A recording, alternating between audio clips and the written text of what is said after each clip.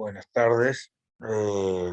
Estamos presentando una serie de clases vía Zoom o charlas vía Zoom que nos han pedido en formación docente.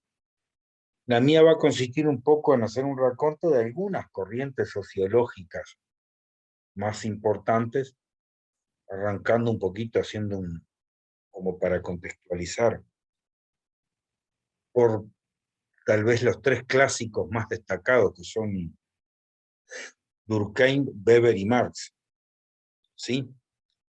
Para después pasar a alguna escuela un poco más nueva o con otra actualidad, o algunos autores, podríamos decir. Bueno, en ese sentido, podríamos establecer que el pensamiento sociológico tiene origen o se fundamenta en dos grandes lecciones que nos dieron los autores clásicos. Sí, dos de los autores clásicos. Por un lado, aquella sentencia o aquella respuesta que dio Schopenhauer frente a la pregunta ¿qué es la vida? Y que Weber retoma, y ¿qué es el mundo, mejor dicho? Y que Weber retoma y dice, ¿qué es el mundo social? ¿No? Y a lo que Schopenhauer contestó, el mundo es su representación. Weber retoma esa sentencia y a partir de ahí, de esa idea, es que construye toda su teoría sobre la sociedad, sobre el mundo social. Con esa sentencia y que a partir de Weber se abre todo un abanico de lo que después son las sociologías interpretativas o comprensivas de la realidad social. Sí, esa es una mirada que pone el acento en la representación que los actores sociales se hacen del mundo. Después vamos a desarrollar un poquito más eso. Contrapuesta a eso, tenemos la sentencia de... Tenemos una lección que dio Marx en el prefacio al Capital, a la contribución a la crítica de la economía política. Es ahí en ese texto donde Marx dice una cosa que fue muy importante para todo el pensamiento sociológico posterior, y es que no es la conciencia del hombre la que determina su ser, sino el ser social el que determina su conciencia. Se inicia a partir de ahí una forma de entendimiento que prioriza las condiciones materiales de la vida por sobre la conciencia o la libertad del sujeto en sus decisiones. Es un poco, está en juego acá en esta discusión, la existencia o no del libre albedrío. Si el hombre es libre en sus decisiones, en forjarse su destino, o si está condicionado, o en el caso de Marx, determinado por las condiciones materiales de la vida. Sí, un poco a partir de ahí es que se origina la sociología. Como se desarrolla desde esas dos sentencias opuestas, ha sido su transcurso ha sido ambivalente. Sí. Bourdieu nos dice insistentemente que en realidad la sociología está llena de falsas oposiciones, por ejemplo, entre los teóricos y los empiristas. Después, dentro de la propia metodología de investigación, eso se traduce un poco entre el cualitativismo y el cuantitativismo, que siempre los intentos de todos los investigadores, de todos los sociólogos, es como superar esas dicotomías, cosa que no siempre es posible. Otra, la oposición entre nominalismo y realismo, es decir, acentuar o dar primacía al todo o a la parte en la explicación de la realidad social.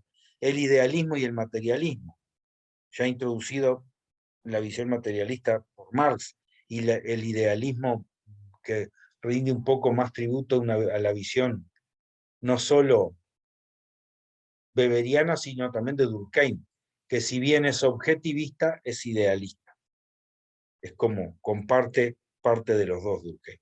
el inductivismo y el deductivismo, el estructuralismo y la fenomenología, y como la que más vamos a tener presente quizás en este desarrollo es el subjetivismo versus objetivismo.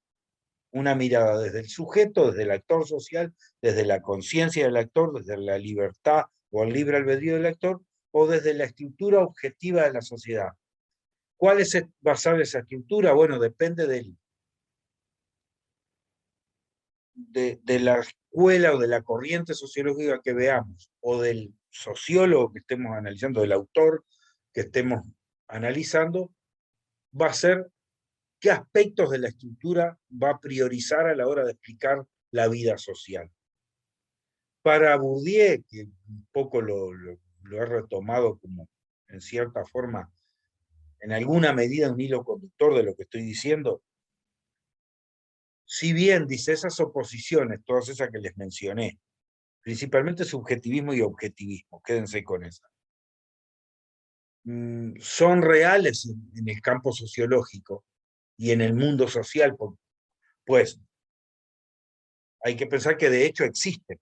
Es decir, esas oposiciones son oposiciones que de verdad están en la bibliografía, están en las obras de los autores, están en la realidad de la vida sociológica académica. Pero dice, si bien son reales desde ese punto de vista o desde esos puntos de vista, no tienen ningún fundamento científico. Como a la hora de hacer ciencia se vuelven estériles las posiciones de quienes se ponen de un lugar o del otro, y de lo que se trata sería de superar esa dicotomía. Bueno, entonces a partir de acá es que surge la sociología, quizás con el fundador Durkheim, que en algún sentido, desde esta mirada, esta oposición entre subjetivismo y objetivismo se emparenta con Marx, pues para ambos, y en este caso quiero destacar un poco algún concepto de Durkheim, para ambos la explicación de la vida social, de los procesos sociales, hay que buscarlos fuera de la conciencia del sujeto, fuera de la individualidad de los sujetos que integran el mundo social.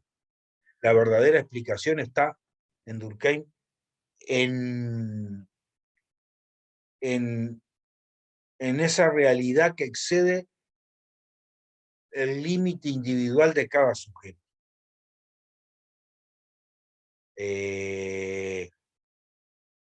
Para Durkheim el mundo social es como la resultante de cierta expresión de conciencia colectiva. La conciencia colectiva y la sociedad, lo que nosotros denominamos lo social, se impone coercitivamente al individuo y forja al individuo a su manera. Para Durkheim, el individuo es una consecuencia o es posterior a la explicación de la realidad social. No es a partir del individuo que se explica lo social, sino que a partir de lo social que se explica la individualidad de los sujetos. Para Durkheim, las totalidades sociales de una sociedad como un todo excede la suma de las partes. Hay algo más que la sumatoria de individuos y de conciencias individuales, que es esa conciencia colectiva, esas formas institucionalizadas de la vida que tiene la vida social, que se nos imponen coercitivamente y nos obligan a amoldarnos a esos procesos. Frente a la pregunta de qué es lo que hace a esa totalidad, qué es lo que genera el lazo social, y Durkheim nos diría que son las formas de solidaridad. Depende el desarrollo de la sociedad, la complejidad de la sociedad va a ser el tipo de solidaridad que genera el lazo social, la unión social, desde la forma de solidaridad mecánica propia de las sociedades con poca división social del trabajo, sociedades más arcaicas, diría Durkheim, pasamos a formas de solidaridad orgánica que ya está integrada por conceptos mucho más abstractos que tienen que abarcar o que tienen que alcanzar a individuos que son o que ocupan lugares diversos del espacio social. Y en definitiva tiene que funcionar para todos. Por eso son abstractos. Para Durkheim, entonces, los procesos de socialización son fundamentales, porque es el momento donde el individuo internaliza el mundo objetivo, el mundo social objetivo en el que está. Se apropia y va construyendo su propio yo a imagen y semejanza de esa estructura objetiva en la que está situado. En ese sentido, la educación como un proceso de socialización secundaria en la concepción de Durkheim cobra una relevancia fundamental. Por eso la obra de Durkheim está, educación y sociedad están imbricadas, son indisociables. Y lo que hoy denominamos sociología de la educación ya nace con la obra de Durkheim. Ya desde el vamos de la sociología, los procesos educativos ocupan un lugar central porque son una de las donde se perfecciona el proceso de socialización. Es decir, donde el individuo termina de realizar el proceso de adaptación a la vida social en la que lo integra, o que se integra a la vida social en la que está inmerso. ¿Sí? También desde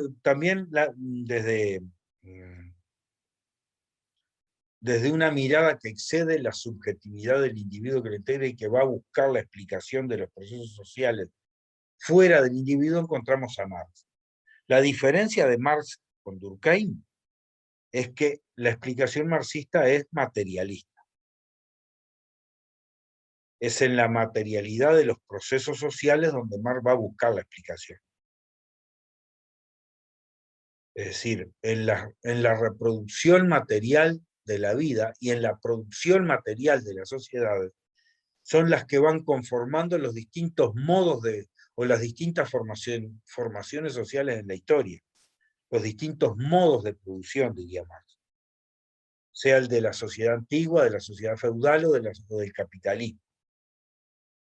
La sociedad adquiere cierta fisonomía a partir de cómo se organiza la producción material y la reproducción de las propias condiciones de existencia.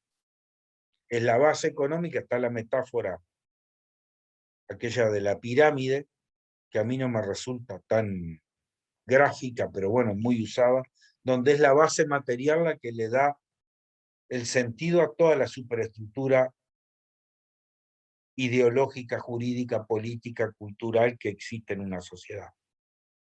La que determina, ¿quién determina quién es la base económica o la base material?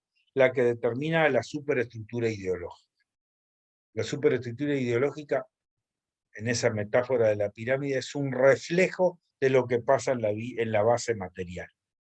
Es un reflejo de lo que sucede en la organización económica de esa sociedad, en la organización productiva de esa sociedad. ¿Sí?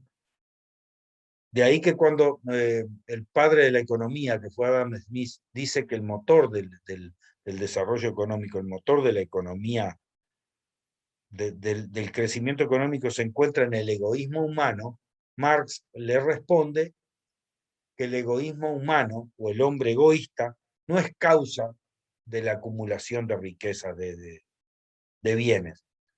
Es una consecuencia, dice Marx. El hombre egoísta es producto de una formación social donde imperan la propiedad privada sobre los medios de producción y donde unos explotan a otros. Entonces, de ahí que surge el hombre con esa conciencia egoísta. Pero no es la causa, es una consecuencia de la organización productiva de la sociedad. ¿Sí? Bueno, esos son como los dos grandes visiones más estructuralistas de la sociología. De la sociología clásica. Por otro lado, está la visión weberiana, que es parte de eso que dijimos de Schopenhauer, donde el mundo es mi representación, y donde desde ahí se abre todo un abanico de miradas y de concepciones subjetivistas del mundo social, donde cobra relevancia la conciencia del sujeto y cobra también relevancia el actor social. El actor social que le pone un sentido a su acción. Para lo cual la sociología se debe abocar a desentrañar, a comprender el sentido que los actores le ponen a su acción. La realidad social es como una trama, como un entramado de las significaciones culturales que los propios actores le asignan. No existe realidad por fuera de los significados culturales que se le asignan a la realidad. Es decir, lo que nosotros denominamos realidad social no es independiente del conocimiento que desarrollamos para darle un sentido. La acción con sentido, decía Weber. La realidad tiene el sentido que tiene porque nosotros se lo adjudicamos a partir del desarrollo de nuestro conocimiento y de nuestra interpretación de los hechos. Hay un libro que yo utilizo mucho, el título ya es sumamente significativo, de Berger y Luhmann, alumnos de Schutz, que es tributario, que abrevan en las aguas weberianas, digamos. Schutz y por tanto sus alumnos y colaboradores que fueron Luhmann y Berger y Luhmann, el libro, que se llama La construcción social de la realidad.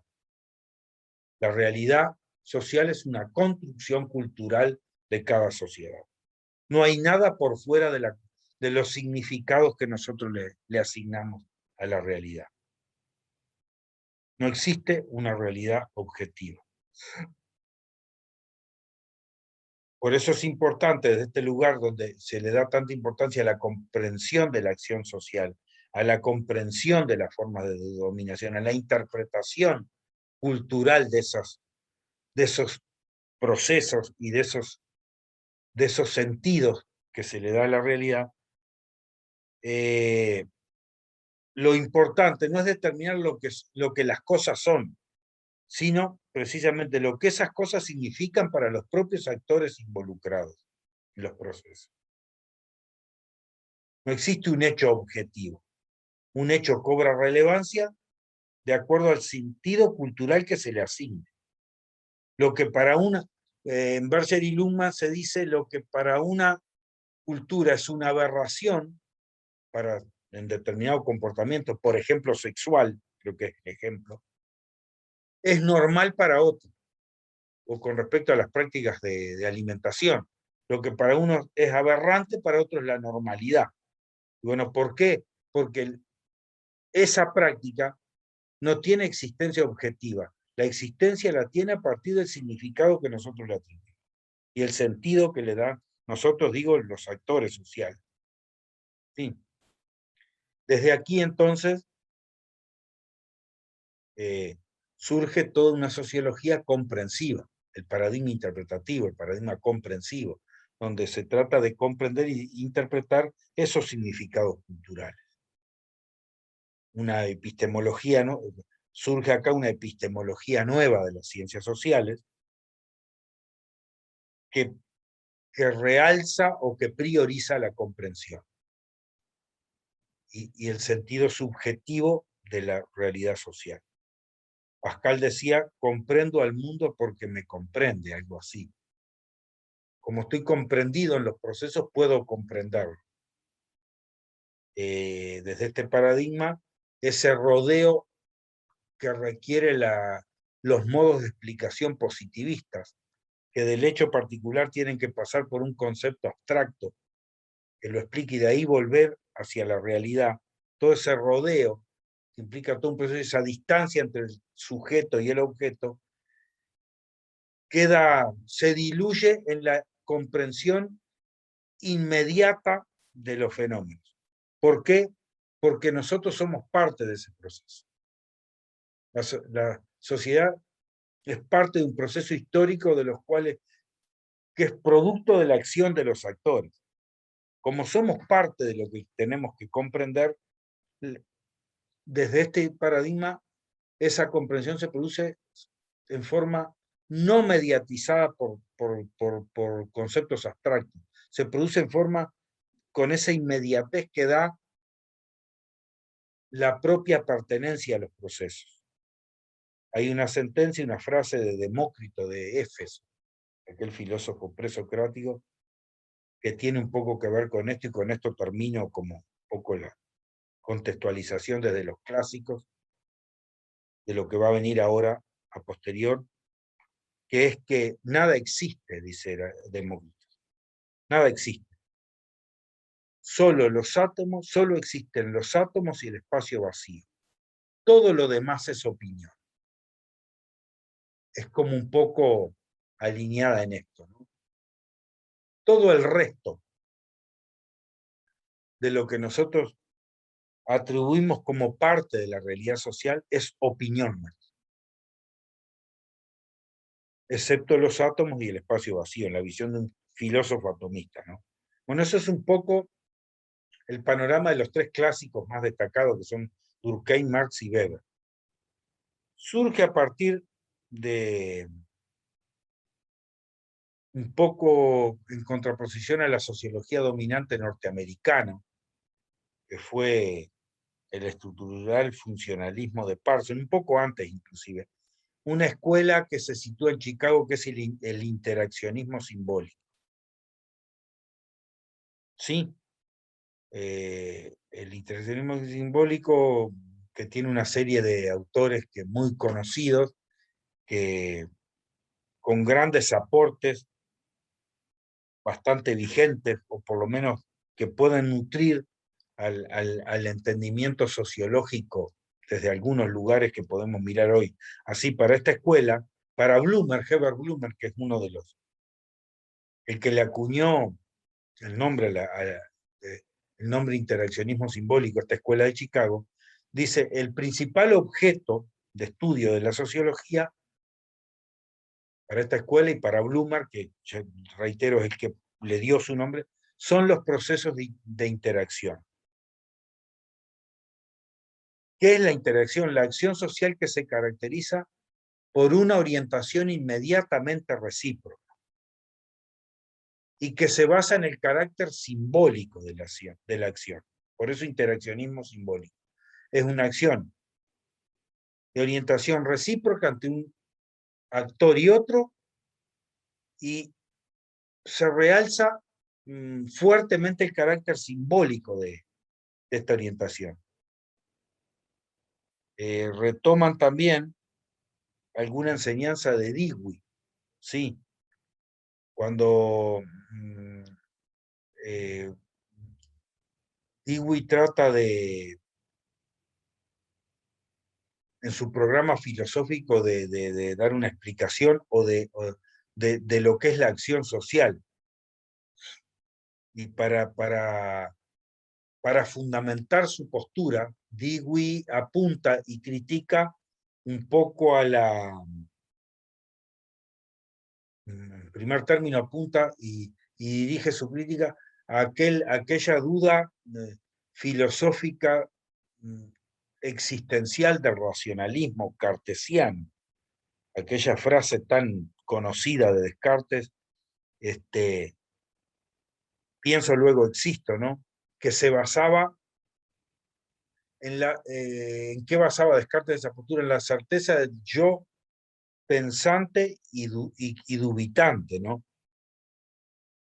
Desde ahí construye Descartes su racionalismo. Una acción que tiene mucho que ver con el yo mirándose a sí mismo y reflexionando en forma objetiva sobre esos procesos. En respuesta a esa duda un poco, podríamos decir desde la mirada de Dewey, como abstracta o vacía, Dewey va a insistir en que la duda que cualquier actor social o cualquier sujeto debe tener, tiene que ser una duda auténtica. ¿Sí? ¿A qué se refiere Dewey? Que no es una duda que queda solo en el pensamiento abstracto sin tener ningún sentido, no. Para Dewey, debe ser una duda auténtica que se oriente a un conocimiento que apunte a solucionar algún problema real de la vida. De ahí el pragmatismo, de ahí toda la tradición cultural norteamericana, básicamente, de su filosofía pragmática, el sentido de vivir pragmático de los norteamericanos, que es bien diferente a la manera de entender el mundo nuestra. Hoy, tomando un examen, hicimos mención con un colega, otro profesor, diciendo lo que es tan caro a la cultura anglosajona, lo que funciona no se arregla, no se cambia. Bueno, nosotros lo cambiamos. Bueno, Dewey apuntaba a esa duda auténtica, ¿no? Que apuntara a resolver problemas de la vida real, o problemas reales de la vida. Ya deja de ser una duda en solitario, ¿no? Como era para Descartes, sino que pasa a formar parte de una duda cooperativa, colectiva, una duda colectiva que en búsqueda de una verdad para enfrentar problemas reales que surgen en el curso de la acción. ¿Sí? Se transforma en social y está orientada a solucionar los problemas que se nos presentan en nuestro accionar en la vida social. A partir de esos desarrollos de Dewey y de Blumer, de la interacción inmediatamente recíproca y donde se realzan verdaderamente los aspectos simbólicos de la interacción y de esa duda de Dewey orientada a solucionar problemas reales de la vida, es que fundamenta su pensamiento George Herbert Mead, que quizás sea el más célebre de los representantes del interaccionismo simbólico, el más notorio de todos. Fue Mead el que sentó los fundamentos de la teoría de la interacción simbólicamente mediada. Para Mead, y lo leo textual,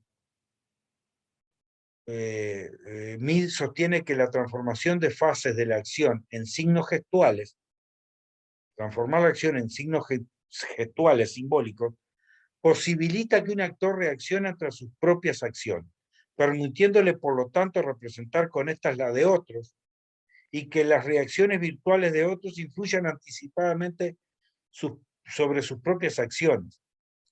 El comportamiento humano se orienta a las posibles reacciones de los demás.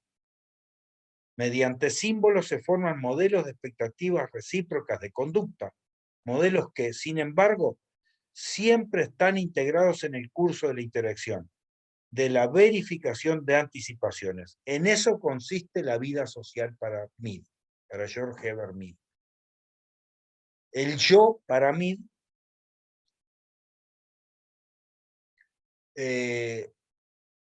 es una construcción que se realiza a partir de las expectativas que se hace el niño de lo que los otros esperan de él.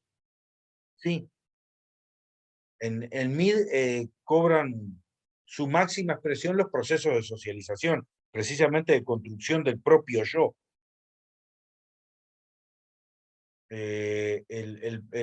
Es fundamental para el interaccionismo simbólico, y especialmente para mí, los procesos de construcción del yo, que son la construcción del yo como una entidad en la que, el yo como una entidad en la que confluyen las visiones subjetivas de los otros significantes, sí, de todos los otros que rodean al niño en su proceso de socialización. Sí.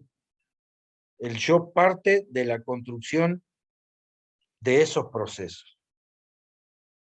¿Sí? Sí. Las visiones subjetivas que tienen los otros significantes del niño y las propias estructuras objetivas del mundo donde ese niño está, son las que terminan conformando la estructura del propio yo de cada individuo.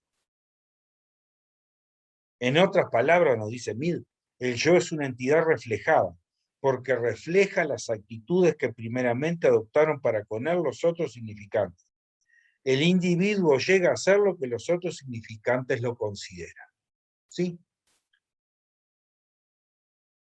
Entonces, para esta sociología, para el interaccionismo simbólico, son extremadamente relevantes los procesos de socialización y dan un paso fundamental a la comprensión de dichos procesos, a partir de toda esa mirada anterior de la sociología, ¿no? ¿Qué se le puede objetar al interaccionismo simbólico como escuela? Bueno, un poco que deja por fuera de su análisis las cuestiones del poder y de la dominación. Es decir, en ningún momento se sale de esa microsociología donde cobran relevancia la interacción entre actores anónimos, por decirlo de alguna manera, y no considera los procesos, todas las, las, la conformación del poder y el desarrollo del poder en una sociedad. Es decir, se sitúa, queda en la inmediatez interpersonal. ¿Sí? Tampoco analiza la dominación, a ver, de la naturaleza por parte del hombre, de la cultura, es decir, no cuestiona eso. No puede salirse de esa inmediatez interpersonal y tener una visión un poco más de lo macrosocial. Se queda en el universo microsociológico de la interacción, ¿no? Y esa fue un poco las críticas que se le hicieron a posterior a la escuela de Chicago, ¿no? Otra corriente sociológica relevante es la etnometodología, que surge a las sombras del dominio del estructural funcionalismo de Parsons, es decir, de la mano de Garfinkel, ¿sí? Eh, para Garfinkel también es importante explicarle los procesos de acción social. Y se preocupa mucho por la naturaleza de la intersubjetividad, es decir, la interacción de los actores sociales y fundamentalmente la construcción, analiza mucho la construcción social del conocimiento.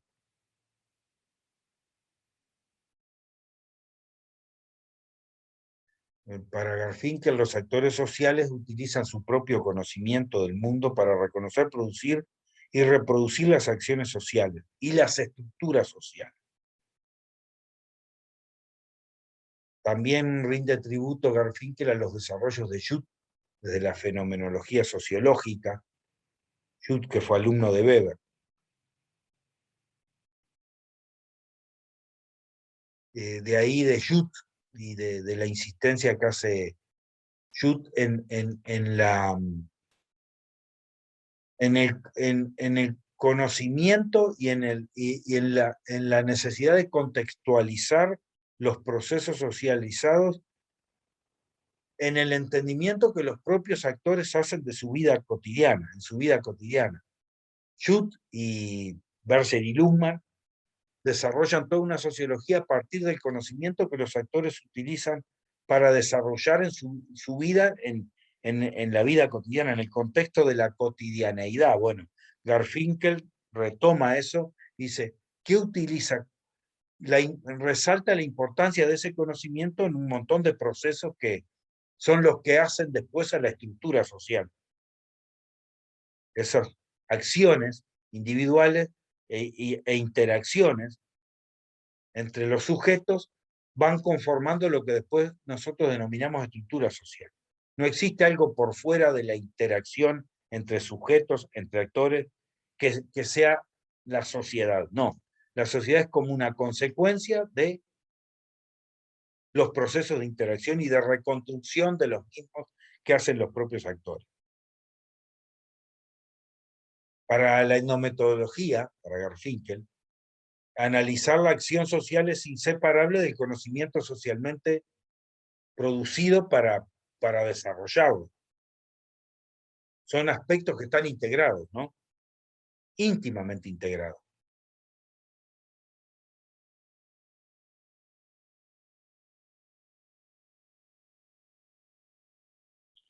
A partir de Jung, entonces Garfinkel abrió ese nuevo camino a la sociología, especialmente en Estados Unidos, ¿no?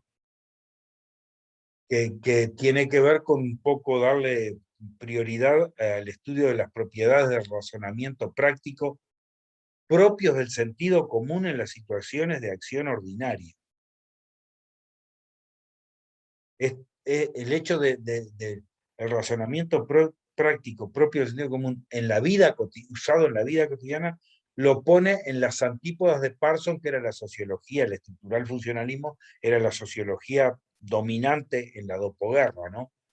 Él dice, no, lo que hay que ver es cómo los propios actores van reconstruyendo los propios procesos. Utilizó algún concepto que se volvió célebre, como el de la suspensión fenomenológica,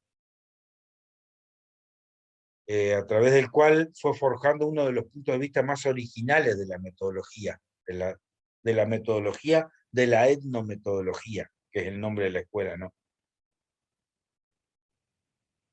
¿Y en qué consiste la suspensión fenomenológica? El dejar como suspendidos, como por fuera, cualquier visión privilegiada de la estructura social. Es decir, no se puede abordar un proceso social, un proceso de la vida social, desde un punto de vista como pretendió alguna antropología en alguna época, o la sociología de Durkheim, rompiendo con el sentido común de los actores. Están las antípodas de Durkheim. Para Jung hay que retomar el conocimiento que los propios actores utilizan. No hay ninguna visión privilegiada. Se trata de estudiar, por tanto, las acciones y las razones prácticas de los actores sin contaminarlas con ningún juicio previo, sin aprobarlas ni reprobarlas previamente. Se las trata con lo que él denominó después indiferencia etnometodológica. Es decir, reconstruir a partir del conocimiento práctico y del propio sentido común en una situación de la vida cotidiana lo que los actores están haciendo y el conocimiento del cual se están sirviendo para realizar sus acciones. ¿Cómo llevó adelante la metodología y las investigaciones?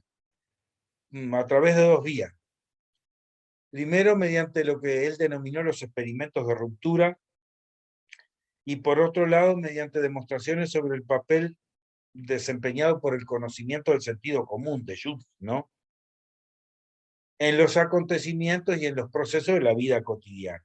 Sí, para Garfinkel es importante entender la acción y detener la acción en su contextualidad, en su propia contextualidad. Dice que es su propia contextualidad lo que posibilita la comprensión de la misma. Es decir, el actor, de acuerdo al contexto y solucionando o desarrollando determinadas acciones, determinadas estrategias que resuelven un problema propio del contexto, es que realiza su acción. Con eso se separó de un problema bastante endémico de la sociología de Parsons, que era ir a buscar en aspectos motivacionales la explicación de la acción de los actores. Para Garfinkel lo motivacional quedó a un lado.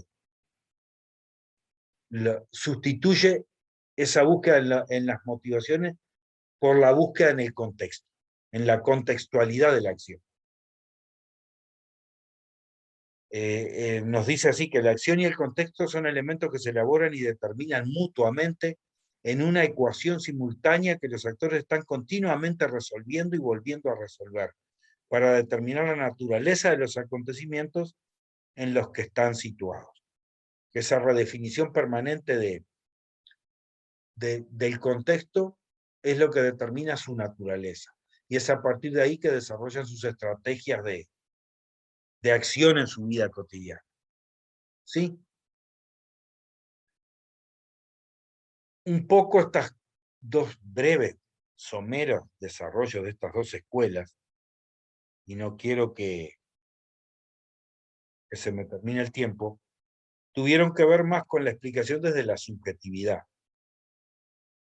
Como contrapartida de eso hubo un resurgimiento de esa visión más estructuralista, propia, que era propia de Marx en un sentido y de Durkheim en el otro. Así el estructuralismo lo define Bourdieu como algo así como, quiere decir, dice Bourdieu, que existen en el mundo social mismo, y no solamente en los sistemas simbólicos, lenguaje, mito, etcétera, estructuras objetivas, independientes de la conciencia y de la voluntad de los agentes, que son capaces de orientar o de coaccionar sus prácticas y sus representaciones. Es decir, las prácticas y las acciones, representaciones y todo lo que hacen los agentes, acá ya empieza a quedar en suspenso la definición de actor social que decide con libre albedrío su acción. Acá pasamos ya a un agente condicionado y determinado por esas estructuras objetivas, sea lenguaje, mito, modo de producción en el caso de Marx o lo que fuere. Son esas estructuras objetivas las que van a determinar la acción de los agentes. Es decir, el individuo es relegado a ser un epifenómeno de la estructura social. Hay diversas expresiones del estructuralismo, por ejemplo, se origina básicamente esta corriente estructuralista en ciencias sociales en la lingüística de Saussure, donde dándole prioridad a la langue, a la estructura del lenguaje y no al habla, a la, a, la, a la activación de esa estructura. Para Saussure lo que determina el resto es la estructura del lenguaje, la langue y no la parole. Las reglas del parentesco pueden ser otra forma de ir a buscar la estructura, en las reglas de parentesco de Lévi-Strauss, que forman como una inteligencia social que determina la vida de los pueblos que él estudia. En Foucault eso se podía decir, ¿qué es lo que forma parte de la estructura? Las epistemes o matrices epistemológicas. Dice que son las que dan como cierto estándar de normalidad el conocimiento de lo social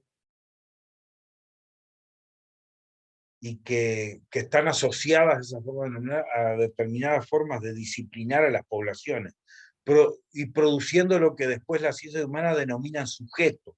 Pero en Foucault juega con la palabra sujeto, se refiere más a sujeto que está sujetado por la estructura que a un sujeto con libre albedrío. Sí, en ese sentido Gieden nos dice del estructuralismo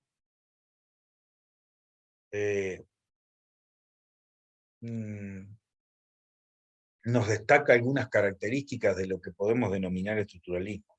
Y así enumera la tesis de que la lingüística, o más exactamente ciertos aspectos de determinadas versiones de la lingüística, tiene una importancia clave para la filosofía y la ciencia social en su conjunto.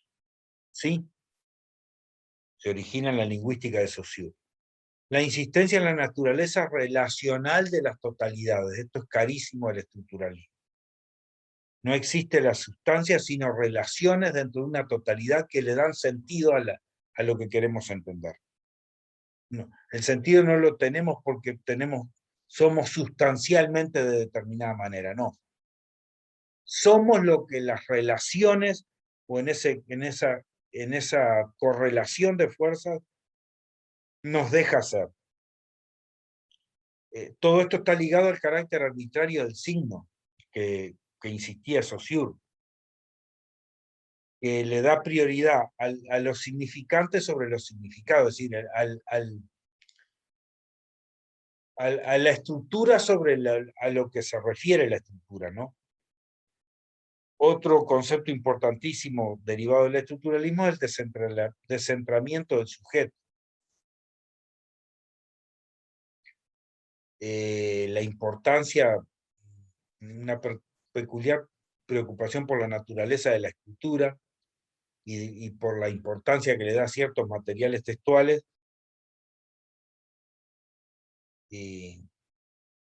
como constitutivos de la naturaleza de los objetos y los sucesos, ¿no?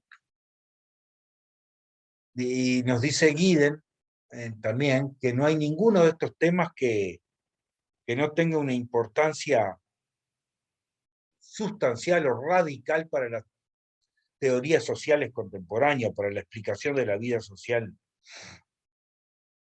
contemporánea. Uno que lo mencioné recién, que es importantísimo, es el carácter relacional de las totalidades.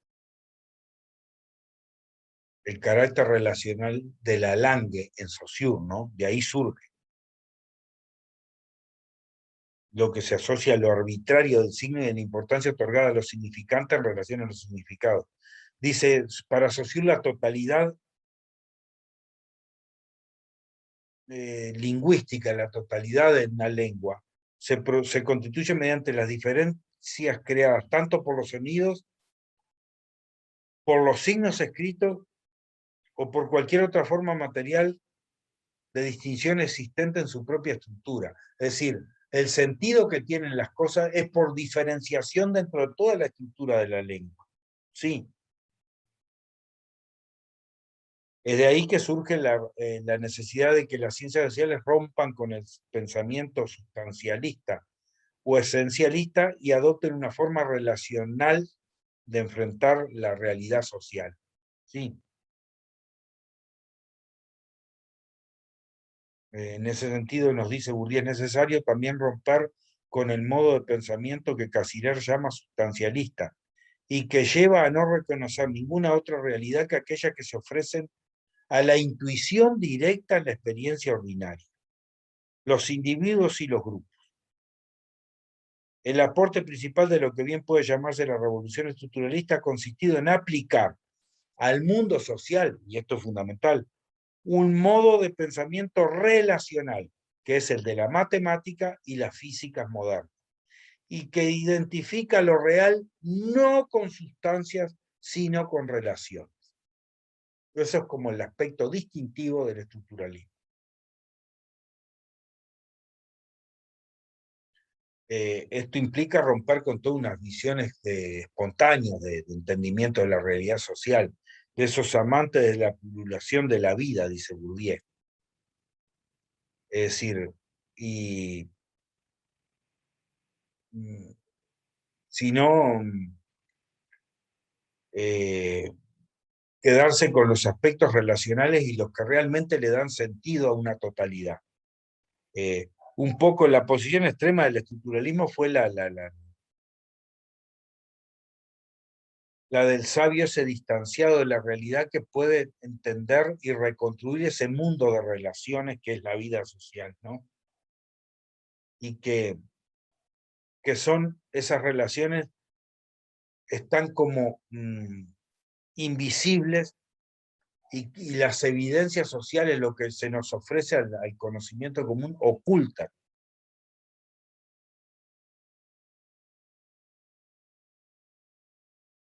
La realidad social, dice, de la que hablaba Durkheim, es un conjunto de relaciones invisibles, ¿sí?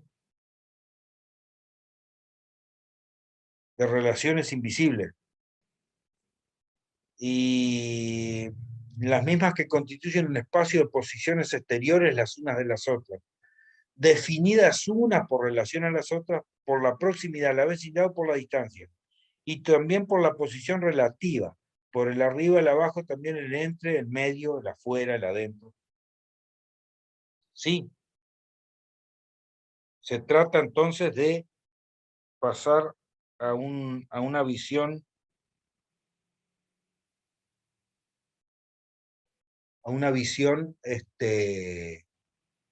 relacional del mundo social.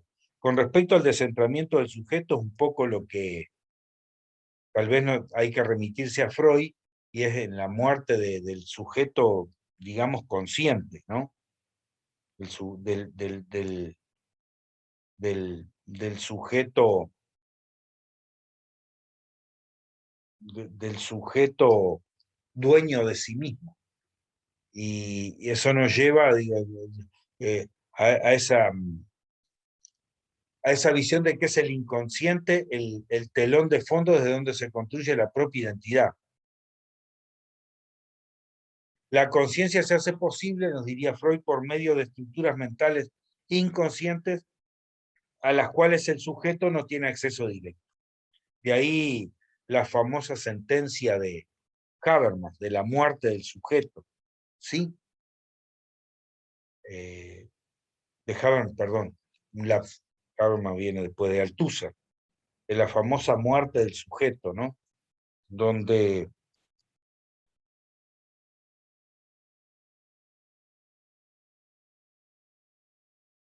el sujeto poseedor o que ostenta el libre albedrío da paso a un sujeto determinado por las propias prácticas sociales en las cuales está inserto,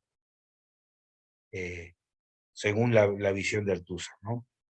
Esa es un poco la visión estructuralista de la cual debe hacer un bosquejo somero. Después, como una teoría ya mucho más reciente, y podríamos mencionar a Habermas y su teoría crítica, ¿no? Partiendo un poco de aquella tesis sobre Feuerbach, escrita por Marx, donde se establece que los filósofos no han hecho más que interpretar de diversos modos el mundo, pero de lo que trata es de transformarlo. Bueno, a partir de ahí, la ciencia social que intenta inaugurar Habermas apunta precisamente a resaltar y a sobrevalorar ese aspecto emancipatorio que, excepto por Marx, había sido olvidado por la ciencia social, ¿no? Lo importante acá va a ser eh,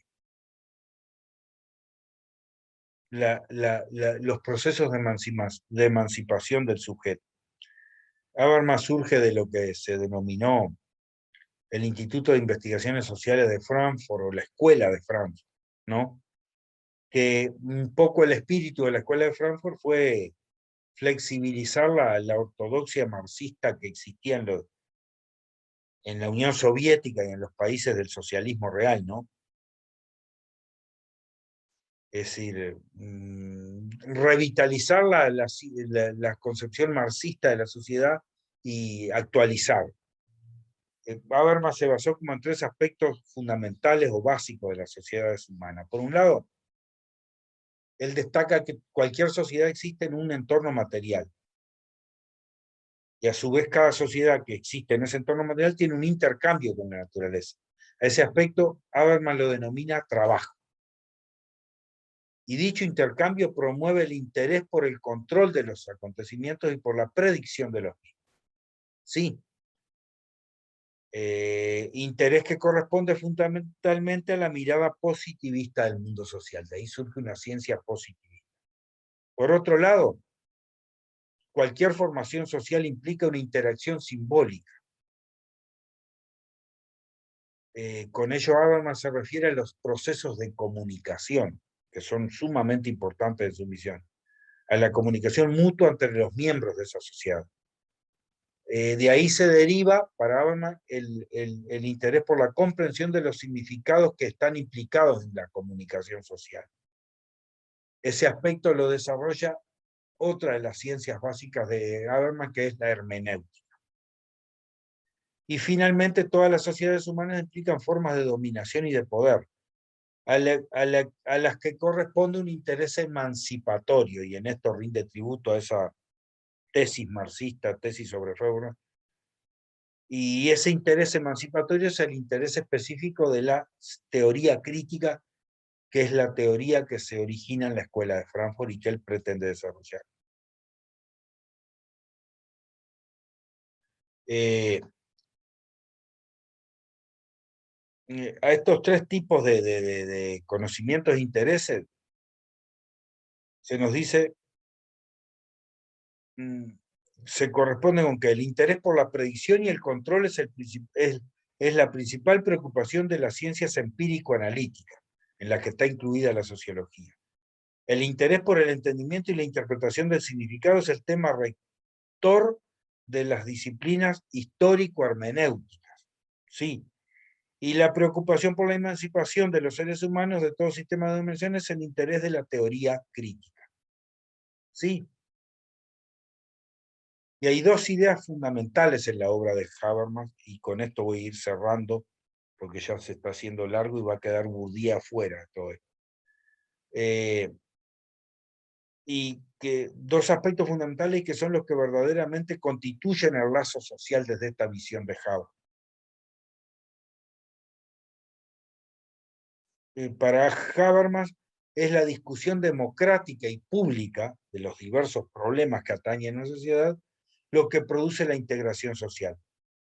Por lo tanto, es necesario para Habermas analizar las condiciones que posibilitan dicha forma de discusión democrática y pública.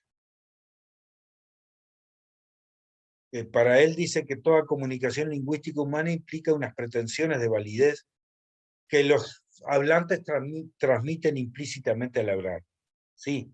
La otra es el argumento de la situación lingüística ideal, presumible en el en el uso del lenguaje.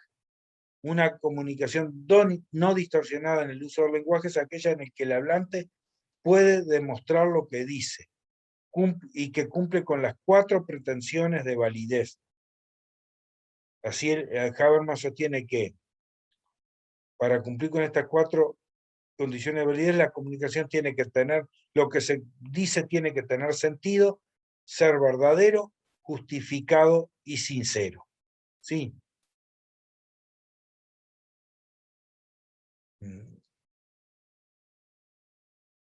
De ahí se origina toda la teoría de la verdad de Habermas, que fue tan importante para un montón de corrientes filosóficas actuales y que conducen a lo que esas 4 pretensiones de validez, a lo que Habermas dice la situación lingüística ideal. Para Habermas, y esto es fundamental, la verdad es una cualidad de las proposiciones contenida en el uso lingüístico. La verdad es una pretensión de validez que atribuimos al contenido objetivo de las proposiciones. Cuando decimos que algo es verdad, lo que estamos queriendo decir, según Habermas, es que podemos probar lo que se está diciendo con pruebas objetivas y con argumentaciones lógicas. Sí. La verdad está referida al acuerdo o al consenso alcanzado por esas garantías. Verdad es la promesa de consenso racional. De ahí que la verdad es una relación entre el individuo que percibe, no es una relación entre el individuo que percibe y el mundo. Sí, la verdad es el acuerdo alcanzado por medio de la discusión crítica y el consenso racional que está en la base de la idea de verdad y de verdad científica es algo que se logra por la fuerza del mejor argumento. De acá surge la idea de que no existe la objetividad en la producción de conocimiento. Lo que comúnmente denominamos objetividad en realidad se refieren a los acuerdos intersubjetivos. Esto sale de Habermas y de todo esto que estamos desarrollando. Cuando uno aporta pruebas con el mejor argumento, produce lo que para Habermas es la situación del lenguaje ideal.